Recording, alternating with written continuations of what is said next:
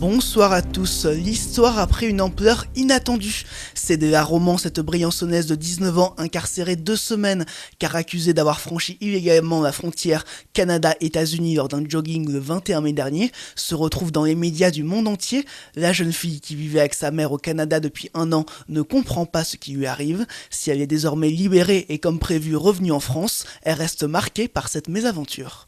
C'était un jour férié, c'est à 20 minutes de chez moi en voiture, donc en général avec ma mère, on n'y allait pas vraiment complètement souvent, mais on a dû aller 3 ou 4 fois dans l'année, mais juste au début de la plage.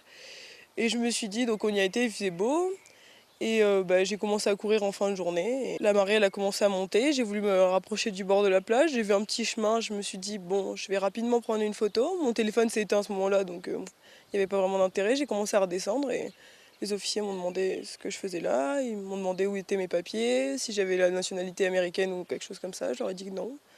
Je leur ai dit que j'avais pas fait exprès, que j'étais littéralement en train de courir. Donc ils m'ont cru. Ils m'ont cru, vraiment, ils m'ont cru. Mais le problème, c'est que les caméras m'avaient déjà vu et m'avaient filmé, donc c'était trop tard pour moi. Ma mère était complètement paniquée. Mon copain, il y croyait pas vraiment, mais après, du coup, il a essayé de me rassurer comme il pouvait par téléphone, mais il habite à Villars, donc...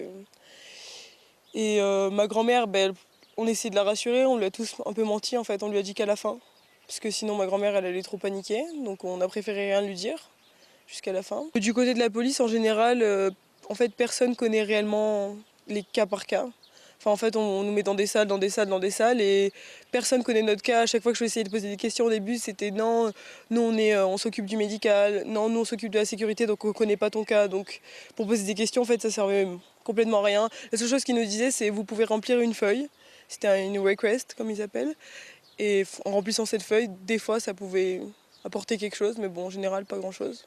Les Américains, ils m'ont tout de suite cru, donc ça, j'ai pas eu de problème. Ils m'ont tout de suite dit, voilà, mais bon, on n'a pas le choix, c'est comme ça depuis quelques mois. Enfin, tout est resserré, donc on n'a pas eu le choix de te prendre. Si ça avait été quelques temps avant, t'aurais relâché. Ils m'ont expliqué gentiment tout ça.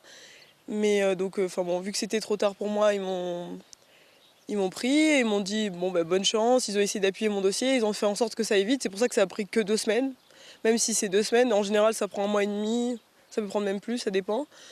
Donc c'est pour ça qu'ils m'ont cru tout de suite. C'est important, c'est qu'en rentrant à la frontière canadienne, plutôt que l'officier canadien m'a pas cru, il m'a dit non, je vous crois pas.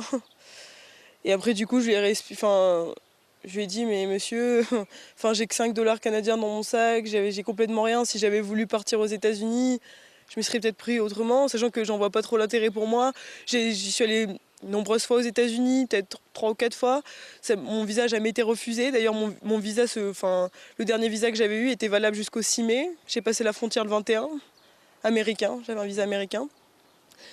Donc je lui ai dit, il n'y avait aucun intérêt pour moi. Je connais personne aux États-Unis, ma famille au Canada. Donc du coup, il a vérifié toutes les infos et après il a dit d'accord, il n'y aura pas de poursuite au Canada. Le département des Alpes de Haute-Provence va procéder à des purges de la paroi rocheuse qui longe la route départementale 900 sur la commune de Lozé-Ubaye à la suite de l'éboulement du 10 mai dernier. Des travaux réalisés en 2 phases, d'abord à partir de ce lundi et jusqu'au 29 juin pour permettre le curage de la paroi sans aucune réouverture. Pendant cette coupure, une déviation sera mise en place par la RD 954, puis du 2 au 27 juillet, la route sera ouverte sur alternat sur demi-chaussée afin d'effectuer les travaux de mise en protection de la route contre les chutes de pierre. La jeune candidate Estelle Lemaire de Briançon a été élue Miss Alpes du Sud 2018 ce samedi soir à Sisteron. Sur la deuxième marche du podium, on retrouve Romane Vrin de Thèse, sa première dauphine, suivie de sa deuxième dauphine Clarisse Gouazi de Gap. Jean-Marc Passeron a recueilli les premières réactions d'Estelle Lemaire suite à sa victoire. J'imagine que vous vous attendiez pas à l'emporter de cette manière-là à Sisteron ce samedi soir. Comment vous vous êtes engagé dans cette aventure ? Mes parents qui m'ont un peu poussée en fait.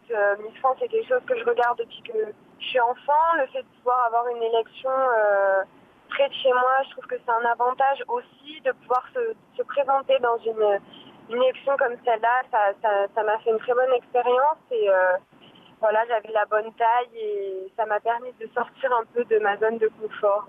Un petit mot sur votre vie. Vous êtes en première année de médecine. Avec quel objectif dans la vie ? Devenir chirurgien, j'aimerais bien. Un petit mot maintenant sur le 26 juillet, c'est l'échéance de l'élection de Miss Provence. C'est encore une étape avant peut-être d'arriver jusqu'à la finale de Miss France en fin d'année. Qu'est-ce que vous vous dites pour cette perspective ? Que ce sera encore une très bonne expérience, je pense. j'ai la chance de pouvoir la vivre en plus avec la Miss Alpes du Sud de l'année dernière qui est très gentille, que j'ai rencontrée durant l'élection.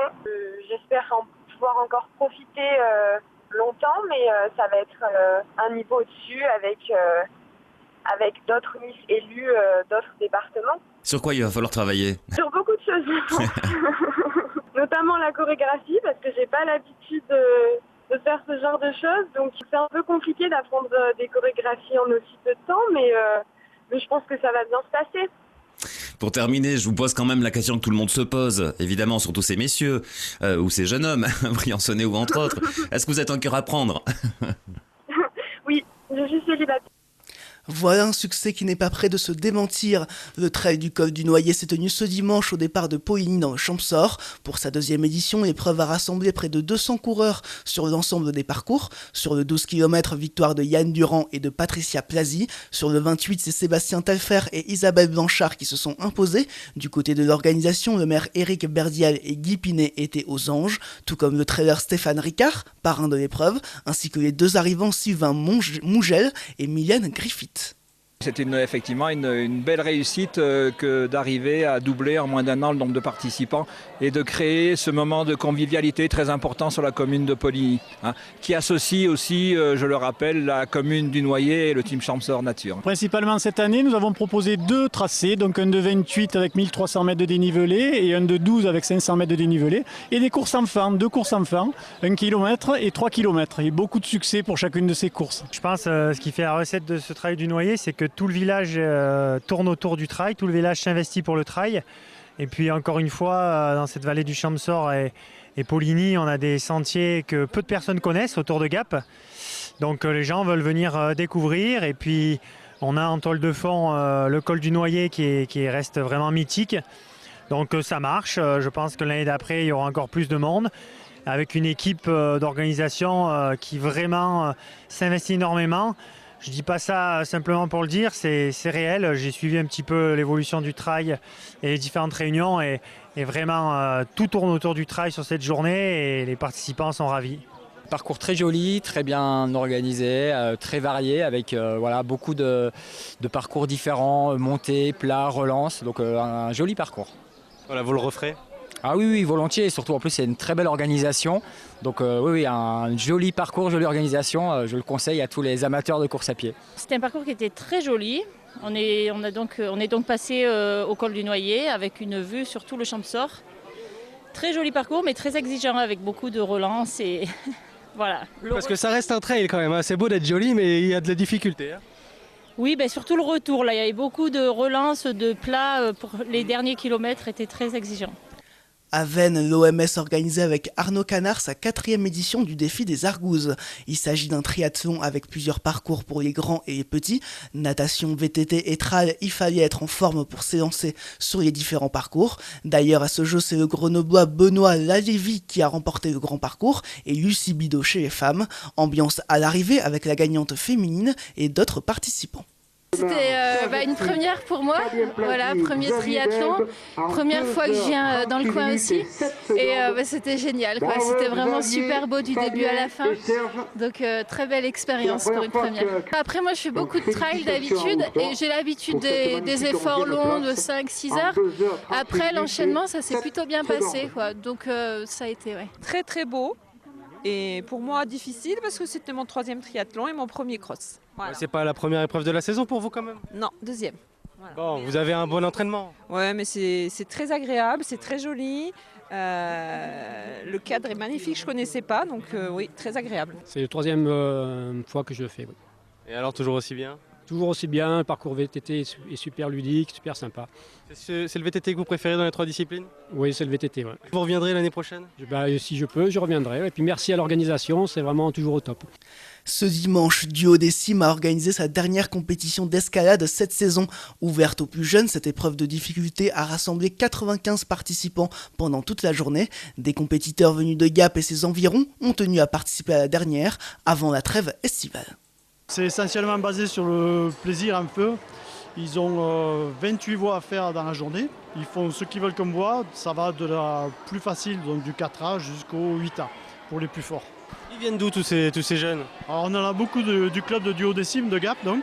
Et il y a aussi beaucoup Briançon, Argentière-la-Bessée, Sisteron. Il y a le Buège d'Évoluy qui est présent, donc pas mal de monde. On a environ 95 participants. Le but c'est quoi? C'est d'arriver là-haut ou d'arriver là-haut le plus vite possible? Non, pas le plus vite possible, c'est des points qui sont donnés. Il y a des zones par voie qui donnent un certain nombre de points. Donc le but c'est d'arriver en haut de la voie évidemment, mais ils peuvent le recommencer s'ils tombent en milieu de la voie, ils peuvent le recommencer tant de fois. Donc il y a un jury? Oui, il y a des juges pour chaque voie et des assureurs pour chaque voie. Faisons à présent le point sur l'actualité prévisible de cette semaine avec Anthony Piton en chanson.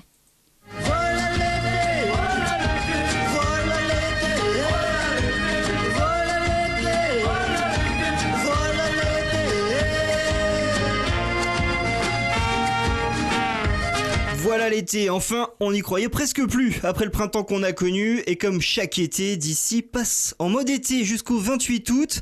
Un peu moins d'infos, mais en revanche de nombreux rendez-vous pour profiter au mieux de la belle saison dans les Alpes de Haute-Provence et les Hautes-Alpes, de la lavande aux Edelweiss. Une grille de programme ensoleillée à retrouver à partir de ce lundi sur DC TV, avec en particulier notre tournée d'été qui va sillonner chaque vallée et chaque village tout au long des 2 mois qui viennent, avec une rentrée pleine de bonnes surprises, avec en particulier un journal télévisé spécial pour chacun de nos départements. Du côté de l'actualité, ce n'est pas encore vraiment la trêve estivale, et d'abord l'accès à la vallée Lubaï, très perturbé cette semaine. Jusqu'à vendredi, la RD 900 sera coupée à hauteur du Lozé suite à l'éboulement de rochers du 10 mai. Accès possible par le Sauce du Lac ou encore le col de la Cailleule ou par le col de l'Arche. Ce lundi, l'Assemblée Générale de la CCI des Hautes-Alpes à Savines-le-Lac, l'inauguration d'une exposition à l'abbaye de Boscodon et d'une aire de camping-car à Digne-les-Bains. Ce mardi, les conseillers départementaux des Hautes-Alpes se réuniront en séance plénière, alors qu'à Paris, le Conseil constitutionnel se prononcera sur le délit de solidarité, dont le verdict décidera partiellement pour les 3 migrants suisses et italiens mis en examen pour avoir fait passer la frontière à des migrants le 22 avril dernier à Montgenèvre. Mardi encore, outre le match de l'équipe de France, l'histoire des cantons des Alpes de Haute-Provence présentée à Digne-les-Bains. Mercredi, le début des soldes et la journée des familles aux Vanades à Manosque et la présentation de la saison du centre René Char de Digne-les-Bains. Jeudi, une réunion pour les chiens de protection à Saint-Bonnet-en-Champsaur, la grande soirée d'été des entreprises du 04 à Volonne et l'élection de Daniel Margot à la tête de la Chambre de commerce des Alpes de Haute-Provence en remplacement de Roland Gomez, devenu président régional. Vendredi, c'est Veolia qui inaugurera sa nouvelle agence de gestion des déchets des Hautes-Alpes et des Alpes de Haute-Provence à Tallard, alors que se poursuivra le Tour des Alpes des voitures anciennes vendredi soir, et puis l'inauguration des travaux du Soubéran à Manosque et celle des nouvelles statues de la collégiale de Briançon, ça sera également ce vendredi. Ajoutons encore dimanche le triste anniversaire de la catastrophe du téléphérique du Pic de Bure il y a 19 ans. Quant au week-end, il y en aura pour tous les goûts. Dans les Alpes, ce samedi, le défi des fondus de Lubaï, la nuit des refuges dans les Hautes-Alpes, la soirée dansante à Ribier, l'éco-rando à Réalon ou encore la fête de la transhumance à Prapic, l'Ultra Champsaur à Ancel et Saint-Jean-Saint-Nicolas, et puis le tournoi de hockey à l'Alparena. Enfin, ce dimanche, toujours dans les Alpes, notez la fête du plan d'eau de Josier, celle de Lardier et celle de Jarjaille, la fête de la paix à Gap-Charence, le Gap Urban Cross, des vide-greniers de partout comme à Serres, la fête du pain à Fressinière ou encore la journée franco-italienne à Alos. Et puis tout le week-end, notez les fêtes médiévales des Escartons à Briançon, la fête du Vernet-Four et de Saint-Bonnet en Champsaur ou encore la course en carton sur l'eau à Oulx en Italie. En Provence, ce samedi, notez le gala de natation synchronisé du club de Digne-les-Bains, la grande soirée blues au Chafaud tout près de Digne-les-Bains et le spectacle de danse au théâtre Jean Le Bleu à Manosque. Ce dimanche, un grand vide-grenier à Vinon-sur-Verdon, la course hippique à Oraison et puis la fête de Gréoux-les-Bains. Enfin, tout le week-end, la fête de Volonne, le Grand Prix cycliste à Sisteron, la fête du cinéma à Château-Arnoux ou encore le festival Coudrizou à Saint-André de Rosan. Et dans un autre registre, notez le passage aux 80 km/h dimanche prochain, l'entrée de Simone Veil au Panthéon et puis notre coup de cœur, ce sera la nuit des refuges. Comme chaque fois et depuis 20 ans, les refuges vous accueillent en musique. Bonne semaine dans la région sud, puisque c'est désormais ainsi qu'il faut l'appeler. Authentique et chaleureuse, naturelle et sauvage, créative, riche d'une culture millénaire. Ce pays, c'est le Sud. La Méditerranée est mon jardin. La Provence de mon enfance. Une terre où l'on joue, où l'on rit, où l'on danse. C'est ici, c'est dans le sud. C'est ici que je suis né, sur le toit du monde, dans ce paysage d'exception. Derrière chaque médaille d'or, il y a les Alpes pour écrin. C'est ici, c'est dans le sud. Atypique et cinglante, méditerranéenne et créative, ma cuisine se nourrit du contraste entre exotisme et tradition. Cette étoile, c'est le sud. Plonger en apnée, c'est respecter les fonds marins, c'est jouir de la liberté qu'offre la mer. C'est éveiller les consciences pour que sa biodiversité soit préservée. La Méditerranée, c'est un monde de silence et de beauté. C'est ici. C'est dans le sud. L'architecture doit être l'homme porté de la poésie, le combat nécessaire. On appartient à la lumière. Elle ne nous éclaire pas, on lui appartient. Une nécessité première, refuser l'exil de la beauté. Le sud, il est là. Le tableau que nous offre la nature nous invite à éveiller notre créativité. Nous sommes 800 000 jeunes, prêts à relever tous les défis, ici et maintenant. C'est mon sud. La vie est une comédie, une illusion. Avant d'être comédien, j'étais garçon de café, battleur, et je n'oublie rien. Surtout pas d'où je viens. Je suis le putain.